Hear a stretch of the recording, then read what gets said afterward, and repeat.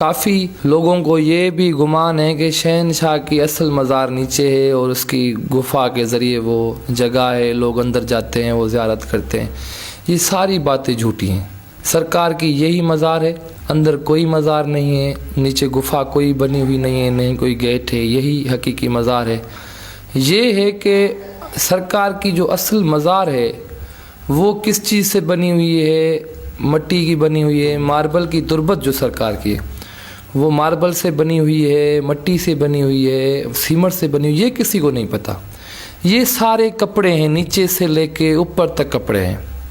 جو سالانہ سرکار کی تاج پوشی ہوتی ہے 27 رجب کو، جس میں 7 کے سادات اور اوقاف کے بڑے افسر کھڑے ہوتے ہیں، جس میں سرکار کے پرانے غلاف اترتے ہیں اور نئے غلاف چڑھتے ہیں، اس میں کم سے کم 300 غلاف بھی اتارے گئے ہیں، لیکن سرکار کی مزار جو ہے نا وہ تقریباً 4 انچ یا 6 انچ کا فرق پڑتا ہے، تو کم سے کم 300 غلاف بھی اتارے گئے ہیں۔ یہ سارے نیچے تک غلاف ہی غلاف ہیں۔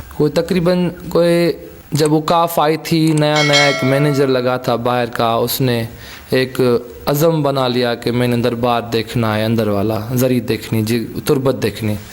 ہمارے دادا مرحوم بابا ہمارے والد صاحب کو بتاتے تھے کہ سید اظہر حسین شاہ کو، کہ اس نے وہ غلاف اتارتا گیا، ساری رات اتارتا گیا، آخر میں وہ گش کھا گیا، اور سرکار اس کے خواب میں آئے، وہ کہنے لگے کہ اے فلاں بن فلاں، تم میرے راز کو جاننا چاہتے ہو، یہ تو ایک راز ہے، اس کو جاننے کی کوشش نہ کرو۔ تو اس کے بعد وہ مینیجر جو نا وہ ڈیوٹی بھی چھوڑ دی اور پاگل ہو گیا وہ اس عمل کے بعد۔ تو یہ کانسیپٹ کلیئر ہونا چاہیے کہ سرکار کی یہی مزار ہے، اور نیچے سے لے کے اوپر تک یہ غلاف ہی غلاف ہے۔ تو سرکار کے جو 7 تبرکات میں جو چیزیں ہیں، وہ ایک علم ہے، اس کو جو ہم گجگاہ کہتے ہیں، وہ سرکار کے سرانے لگا ہوا ہے، جو 12 مہینہ سرکار کے ساتھ لگا ہوتا ہے۔ صرف 6 دن محرم کے، 5 6 7 8 9 10 11 محرم، یہ سرکار کا گجگاہ علم جلوسوں میں آگے چلتا ہے، اور وہ جلوس کا پروٹوکول ہوتا ہے۔ گجگاہ سے جلوس کا جو عزاداری کے جلوس ادھر سے نکلتے ہیں، مرکزی جو شہنشاہ کے خود نکالے ہوئے ہیں، سرکار لال شہباز قلندر کے، وہ 800 سال پہلے انہوں نے خود اس چیز کا انعقاد کیا، جو ابھی تک وہ سلسلہ چل رہا ہے۔ تو اس کے آگے وہ علم پاک چلتا ہے جو سرکار کے ہاتھ کا ہے، وہ اونٹ پر ہوتا ہے، اور اس کی بڑی ایک جو نا وہ اپنے جہل و جلال سے اس کے ساتھ فقراء ہوتے ہیں، اور 10-15 اونٹ اور ہوتے ہیں، ان کے اوپر لوگ بیٹھے ہوتے ہیں جو علم کو پکڑے ہوتے ہیں۔ جلوس کی جو آگے وہ جو نا وہ گجگاہ اس کی پروٹوکول میں ہوتا ہے، جلوس کے بقایا سارا سال وہ دربار پہ ہوتا ہے۔ دھمال کا بھی اسی سلسلہ ہے، 12 مہینہ سرکار کی دھمال چلتی ہے، صرف 10 دن دھمال، پہلی محرم سے 11 محرم تک دھمال جو ہے نا وہ نہیں بجتی سرکار پہ۔ دوسری بڑی جو تبرکات ہے گجگاہ کے بعد، وہ ہے سرکار کا گلوبند، جو پتھر ہے جس پہ چاندی کی کوٹنگ ہوئی ہے، تقریباً وہ فوٹیجز میں آپ نے دیکھی ہوگی۔ تو وہ سرکار نے اپنے گردن میں باندھا ہوا تھا، توق جسے کہتے ہیں۔ تو وہ بھی کربلا سے سرکار کے والد کی طرف سے، حضرت ابراہیم مجاب کی طرف سے ان کو یہ تبرکات ملے تھے۔ تو ساری زندگی سرکار کی جو تھا وہ توق گردن میں تھا، سرکار کے روح پرواز ہونے کے بعد ہی جو نا وہ گردن سے نکالا گیا، جو ابھی تک وہ سرکار کے سراندی لگا ہوا ہے، جہاں سے لوگ پانی بھرتے ہیں اور اس سے ان کو شفا ملتی ہے، جس بھی مرض کے لیے وہ ادھر سے پانی بھرتے ہیں۔ اور یہ بیسیکلی یہ بھی بتانا میں لازماً چاہتا ہوں، یہ وہی پتھر ہے جو سرکار امام ذی العابدین علیہ الصلوۃ والسلام کے گردن میں تھا۔ واقعہ کربلا کے بعد یہ کربلا میں روضہ حسین علیہ الصلوۃ والسلام میں موجود تھا، جو تبرکات میں حضرت ابراہیم مجاور تھے، سرکار شہنشاہ قلندر کبریا کے والد صاحب۔ تو یہ تبرکات ان کے پاس تھے، جو انہوں نے اپنے حکم ہوا مولا حسین کا کہ یہ تبرکات ہمارے تم اپنے بیٹے کو دو، تو پھر یہ تبرکات سرکار کے ملے مولا حسین کے حکم سے۔ اس پتھر کے جو ہم نے سنا ہے یا بڑوں سے سنا کہ 3 حصے ہیں، ایک شہنشاہ قلندر کبریا کی بارگاہ میں بھی ہے، اور ایک حصہ مصر میں ہے، اور ایک حصہ غالباً کہیں پر ہے کسی بھی علاقے میں، لیکن 3 حصے اس چیز کے ہیں جو ان جگہوں پہ تبرکات کے حوالے سے رکھے ہوئے ہیں۔ وہ चौथी चीज़ सरकार के जो ना वो थी कलंदरनामा, जो सरकार के अपने हाथ से लिखा हुआ था। कलंदरनामा दरअसल सरकार का नज़रिया था, अकीदा था, जिसमें वो सरकार ने उसमें वो पेश किया है।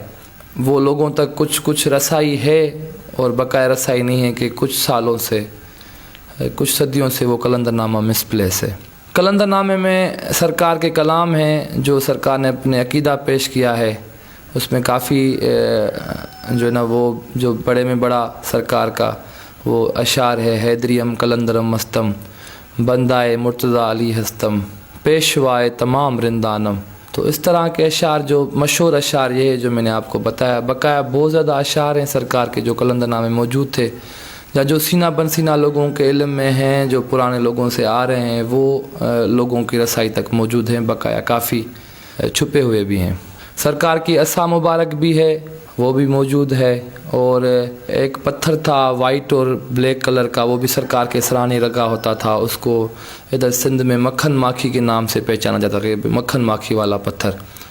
तो वो भी सरकार के जो ना वो तबरकात में चीज़ें हैं।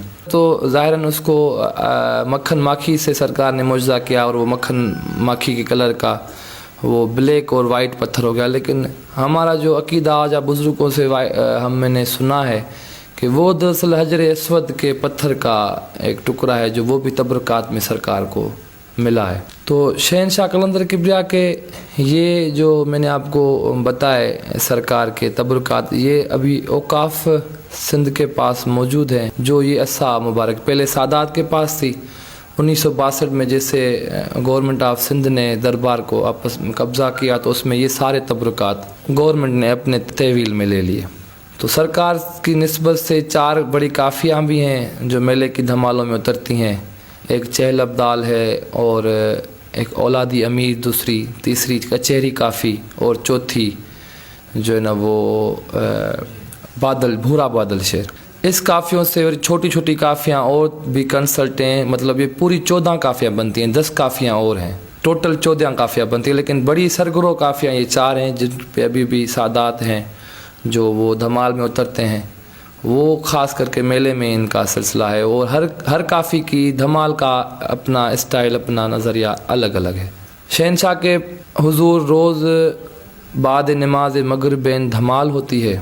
धमाल का जो हकीकी शहनशाह लाल सरकार ने सिलसिला जोड़ा है, जो कड़ी मिलाई है, वो सैयद ज़ैनुल आबिदीन अलैहिस्सलातु वस्सलाम और सैयदा ज़ैनब सलामुल्लाह अलैहा के निस्बत से सरकार ने धमाल की कि वो जब दरबार शाम में खड़ी होती थी तो कभी वो अपना एक पैर रखती थी, कभी दूसरा रखती थी। तो सरकार की जो असल धमाल थी वो भी यही थी कि कपड़ा गर्दन में, नज़र नीचे, और एक पाँव ऊपर एक पाँव नीचे। वो पता जब धमाल में होते थे ये नहीं चलता था कि मैं पत्थरों पे कर रहा हूँ, मैं कांटों पे कर रहा हूँ, या मैं अंगारों पे कर रहा हूँ। वो सरकार धमाल में लाल हो जाते थे, इसलिए सरकार को लक़ब मिला लाल का। ये धमाल की जो कैफियत, अभी तो धमाल की कैफियत ही चेंज हो गई है। कोई नाच रहा है, कोई क्या कर रहा है, कोई किस तरह धमाल कर रहा है। असल जो धमाल की कैफियत है वो एक पाँव नीचे, एक पाँव ऊपर, और हाथ गर्दन में कपड़े में, और गर्दन नीचे हो। ये है असल धमाल जो शहनशाह कलंदर किबरिया से। ये धमाल एक आज़ादारी इमाम हुसैन है जिसका बानी शहनशाह कलंदर किबरिया है। और वो रोज़ाना करते थे, जो अभी तक उनके विसाल के 850 साल के बाद भी दरबार लाल शहबाज कलंदर पे ये धमाल हो रही है। सरकार का एक मशहूर शेर भी है कि जाम मेहर अली के दरदस्तम, बादस जाम खुर्दम मस्तम, कमर अंदर कलंदरी बस्तम, अज़दिल पाक हैदरी हस्तम, हैदरियम कलंदरम मस्तम, बंदाए मुर्तज़ा अली हस्तम। कि मैंने जब जाम मुझे मौलाए कायनात के हाथ से मिला तो मैं फिर मस्त हुआ, और मैंने कलंदरी अपने कमर के साथ बांधी। मेरा दिल अज़ल से पाक हैदर के नाम का है। कलंदर सरकार अज़ल से है, लेकिन जब जाम मिला कलंदरी सिलसिला उन्होंने कमर के साथ बांधा और वो अपने सिलसिले को निकल पड़े। शहनशाह कलंदर किबरिया की जो बारगाह है, और एक बहुत बड़े नाम का शेर है, शायद शाह शमस तबरेज़ सरकार हैं या बाहवलदीन ज़िक्रिया सरकार हैं। तो उन्होंने सरकार के जब पहली मरतबा हरम में आए थे तो उन्होंने बेसाख्ता कहने लगे कि अजब दीदम बदरगाह कलंदर, नजफ चू मशहद नूर मुनव्वर। طواف تربت آن شاہ سرور ثواب غازی آرا حج اکبر، کہ اس عظیم دربار کا ایک منظر یہ بھی ہے کہ یہ منظر نجف کا بھی دکھائی دیتا ہے، یہاں مشہد کا بھی دکھائی دیتا ہے، اور یہاں پہ زیارت کرنے والے کو اکبری حج کا ثواب ملتا ہے۔ تو یہ غریبوں کا حج بھی ہے، سرکار کی زیارت زواری بھی ہے۔ یہاں پہ کوئی جو بھی لوگ آتے ہیں جو کربلا نہیں جا سکتے تو وہ کہتے ہیں کہ ہم لال سرکار کی بارگاہ جائیں، اور حقیقت میں جو ہمیں وہاں پہ خوشبو آتی ہے وہی اس بارگاہ کے حضور خوشبو آتی ہے۔ تو یہ واحد دربار ہے کہ جہاں پہ 14 معصومین کی آپ کو خوشبو ملے گی، جو اس در پہ پہنچ جاتا ہے اس کو 14 مل جاتے ہیں۔ یہاں کے بڑے بڑے ایونٹس میں جس میں پہلے نمبر پہ آتا ہے شہنشاہ لال شہباز قلندر کا سالانہ عرس، دوسرے نمبر پہ بڑا اجتماع ہے سرکار کی تاج پوشی 27 رجب، جس کو ایک دن کا میلہ یہاں پہ مشہور ہے، اور تیسرے نمبر پہ بڑا اجتماع جو ہے وہ ہے 8 ربیع الاول قافلہ سعادت اسیران شام، وہ ادھر سے 7 میں برآمد ہوتا ہے، اور 13 رجب پہ بھی مولا کائنات کی آمد کے سلسلے میں بہت بڑے ایونٹ ہوتے ہیں۔ 14 معصومین کی جو بھی شہادتیں ولادتیں ہیں، عزاداریاں ہوگی، جشن ہو گیا، یہاں پہ مرکزی جو محرم کے جلوس ہیں جو سرکار کے اپنے ہاتھوں سے نکلے ہوئے ہیں وہ بہت عقیدت و احترام سے اٹھائے جاتے ہیں، اور ان میں پورا سندھ جو ہے نا وہ شریک ہوتا ہے۔ اور میں آپ کو یہ بھی بتاؤں کہ 29 ذوالحج کو محرم سے ایک دن پہلے سرکار لال شہباز قلندر کے قدیم علم پاک کی پرچم کشائی ہونے کے بعد ہی پورے سندھ کے علم پاکوں کی پرچم کشائی ہوتی ہے، کہ لوگ اسی میں ویٹ میں ہوتے ہیں کہ لال سرکار کے علم پاک کی پرچم کشائی ہو، تو پھر پورے سندھ میں پرچم کشائی شروع ہوتی ہیں کہ بھائی لال سنگھ کی پرچم کشائی ہو گئی ہے، ان کے علم پاک کا لال پرچم اتر گیا ہے، کالا پرچم چڑھ گیا ہے، سیاہ پرچم چڑھ گیا ہے، تو اس کے بعد ہی یہ ایک شہنشاہ کے، کیونکہ حقیقی اس پرسے کے وارث بھی یہی ہیں، اور لوگ بڑے دور دور سے شہنشاہ کو مولا حسین کریم کربلا کا پرسہ پیش کرنے آتے ہیں۔ سرکار کا سالانہ عرس 18، 19 اور 20 شعبان کو ہوتا ہے، 850 سال سے زیادہ سرکار کو ہوا ہے۔ تو شہنشاہ قلندر کبریا کے عرس مبارک 15 شعبان سے 21 شعبان، 15 شعبان سرکار کی آمد ہے۔ پہلے جب یہ اس دور میں جو خدمتگار تھے انہوں نے یہ فیصلہ کیا کہ سرکار کے آمد سے سلسلہ شروع ہو اور سرکار کے وصال تک 21 شعبان سرکار کی وصال کی رات ہے۔ 15 شعبان سرکار کے آمد کی دن پہلی مہندی نکالی جاتی ہے، اور جمن جتی سرکار کے سلسلے سے وہ مہندی نکلتی ہے، ادھر کے سادات وہ اٹھاتے ہیں۔ 18 شعبان کو لکیاری سادات کی طرف سے مہندی نکلتی ہے، اور 19 کو لال داس وہ دیوان ہیں ان کی طرف سے مہندی نکلتی ہے، 20 کی بھی مہندی دیوانوں کی طرف سے ہندو ہیں وہ جتی ستی تھے، ان کی کوئی اولاد نہیں ہے، کوئی گدی نشین سرکار کا نہیں ہے۔ 2 بڑے خاندان ہیں سجادہ نشین کے، سبزواری خاندان اور لکیاری خاندان، جو ابھی تک دربار 7 میں موجود ہیں۔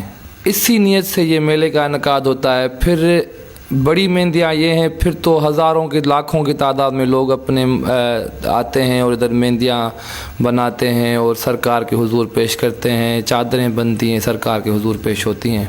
یہ سب ساری دنیا کو پتہ ہے شہنشاہ کے جو میلے کے رسومات کے حوالے سے۔ 21 شعبان کو سرکار کا وصال ہے، اس کے بعد میلے کی تقریبات ختم ہوتی ہیں اور ہر کوئی اپنے وطنوں میں جاتا ہے۔ سرکار شہنشاہ قلندر کبریا کی غالباً عمر 111 سال ہے۔ سرکار 7 میں زیادہ سے زیادہ 1 سال ٹھہرے ہیں۔ سرکار کی تقریباً عمر جو ہے، سرکار کی جو تقریباً وہ سفر میں اور ذکر آل محمد اور ذکر حسین میں گزری ہے، جو جہاں جہاں سے آئے ہیں ذکر علی علی کرتے آئے ہیں، اور پھر سرکار کا آخری آرام گاہ 7 شریف ہے۔ شہنشاہ قلندر کبریا سے پہلے یہاں پر سرکار بودلہ سرکار آئے، شاہ سکندر بودلہ کو حکم ہوا کہ میری آخری آرام گاہ ادھر ہے اور میں ادھر جاؤں گا اور آپ بھی ادھر چلیں۔ پھر اس کے بعد سرکار آئے، اور پھر اس دور میں سیرش خان نام کا، جس کو زیادہ تر لوگ مشہور ہے کہ چربٹ راجہ کے نام کا ایک جو نا وہ حکمران تھا، حاکم تھا، جس نے سرکار بودلہ سرکار کو شہید کیا، اور معجزے سے وہ سرکار نے زندہ کیا. پھر یہ سلسلہ چلتا رہا. شہنشاہ قلندر کبریا کی ایک عظیم بارگاہ ہے اور یہ بہت بڑی یونیورسٹی ہے جہاں پہ جس بھی فرقے سے آتا ہے اس کو یہ دیتے. ہندو ہو، مسلم ہو، سکھ ہو، عیسائی ہو، دیوبند ہو، شیعہ ہو، سنی ہو، سب کو شہنشاہ قلندر کبریا اپنے حصے کا دیتا ہے. یہ ہے جو زیارت کرنے آتا ہے، جو ٹور کرنے آتا ہے اس کا میں نہیں کہہ رہا.